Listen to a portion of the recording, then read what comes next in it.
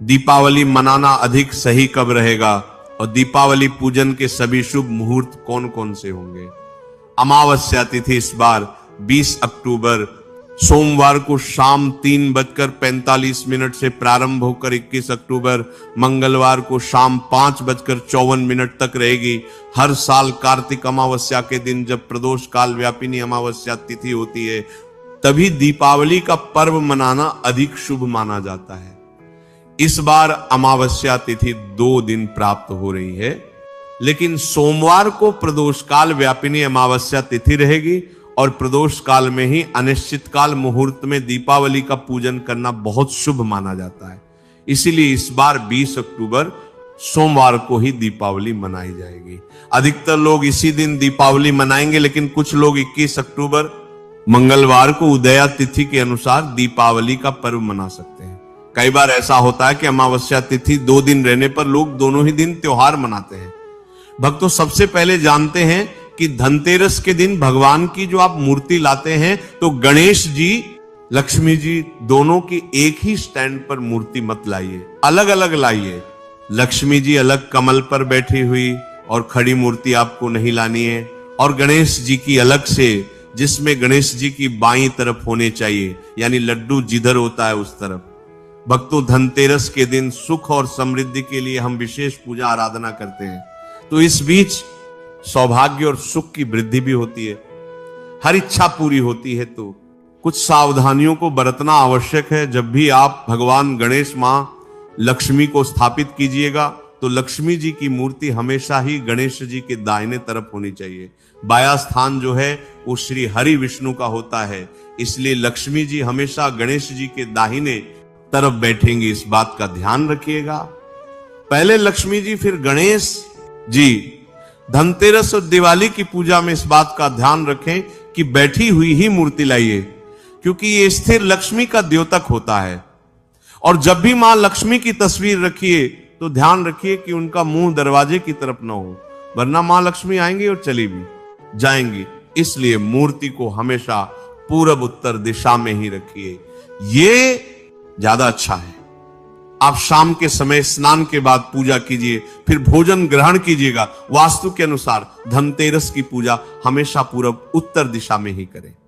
मां लक्ष्मी की पूजा कक्ष में काले या गहरे रंग का पेंट मत करवाएं। आप गुलाबी, हल्का पीला इस टाइप का रंग लगाइए कि मां लक्ष्मी का आगमन हो, आपके घर में मां लक्ष्मी का वास हो।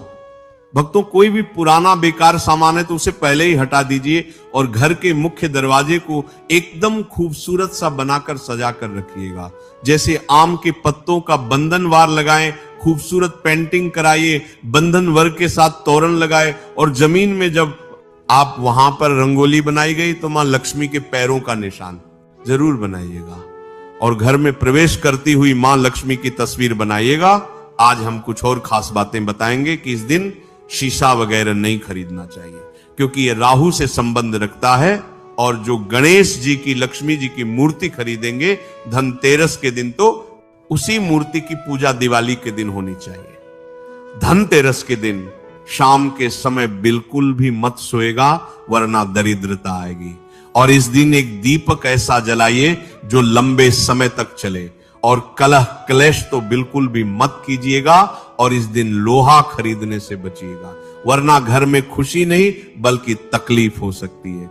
इस दिन आप नकली फूल, नकली ज्वेलरी ये सब मत खरीदिए, ये अच्छा नहीं माना जाता है। धनतेरस के दिन कुछ ऐसी वस्तुएं होती है जो किसी को नहीं देनी चाहिए, क्योंकि ये मां लक्ष्मी को पसंद नहीं है।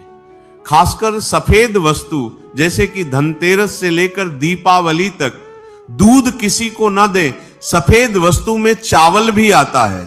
हमारे यहां अक्सर बहुत सारे पड़ोसी ऐसे होते आप हैं जो मांगते रहते हैं, तो इन चीजों से आपको आज बचना चाहिए, धनतेरस से लेकर दीपावली तक।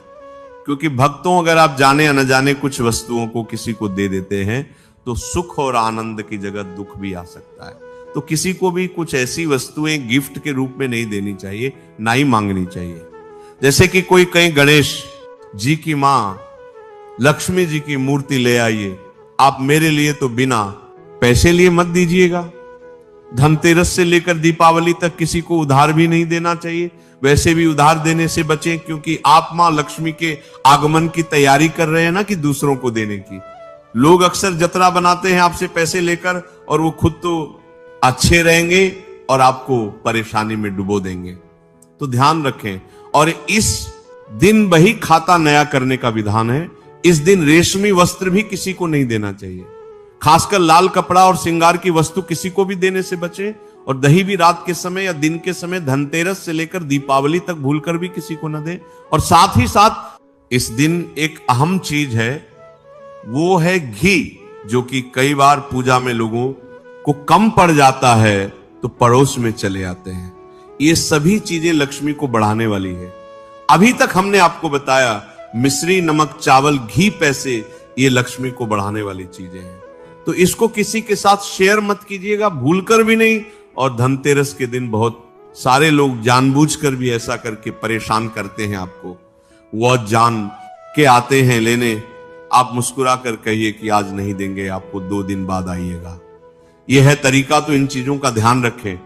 रात के समय दही मत खाइए। वैसे भी रात के समय दही नहीं खाना चाहिए, लेकिन अभी धनतेरस से दीपावली तक मत खाइए, क्योंकि रात में दही खाने से दरिद्रता आती है, ऐसा शास्त्रों में कहा जाता है। तो दही खाने से बचें। वैसे भी मौसम बदल रहा है तो आपका स्वास्थ्य खराब हो सकता है।